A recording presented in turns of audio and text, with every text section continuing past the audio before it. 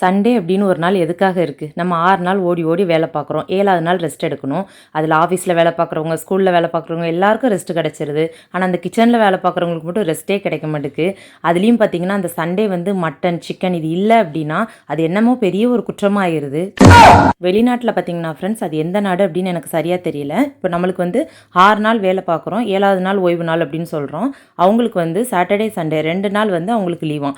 அதாவது ஹஸ்பண்டும் சரி, ஒய்ஃபும் சரி. கிச்சனுக்குமே வந்து ஒய்ஃப்க்கு லீவ் விட்ருவாங்களாம், ஹஸ்பண்டுக்கு வந்து ஆஃபீஸ்க்கு லீவாம்.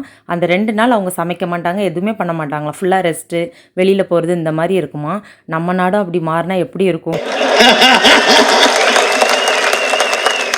வாய்ப்பில்லை ராஜா, வாய்ப்பு. உண்மைதான் ஃப்ரெண்ட்ஸ், வாய்ப்பெலாம் கிடையாது. நம்மளுக்கு இந்த மாதிரி நடக்கவும் நடக்காது.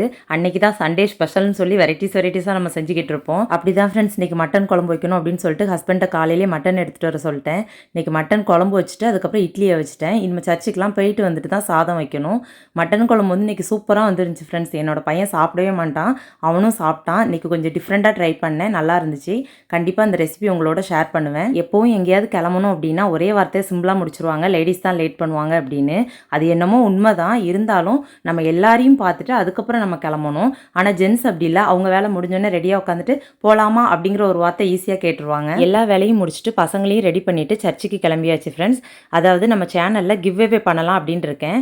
நான் 1 lakh வந்ததுக்கப்புறம் கிவ்அவே பண்ணலாம் அப்படின்னு யோசிச்சு வச்சுருந்தேன். அதுக்கான கொஸ்டின்ஸ் எல்லாமே ரெடி பண்ணிட்டேன். கண்டிப்பாக நல்ல நல்ல கிஃப்டாக தான் உங்களுக்கு கிடைக்கும். நம்ம சேனலை சப்ஸ்கிரைப் பண்ணி வச்சுக்கோங்க. நம்ம சப்ஸ்கிரைபரோட சன்னுக்கு வந்து ஹாய் சொல்ல சொன்னாங்க. அவன் நேம் வந்து சாய் விதுன். ஹாய்மா. சர்ச்சுக்கெல்லாம் போயிட்டு வந்துட்டு சாப்பிட்டேன். இட்லி பார்த்தீங்கன்னா 2 இட்லி மிச்சம் இருந்துச்சு. அதுக்கப்புறம் ஒரு தோசை சுட்டுக்கிட்டேன்.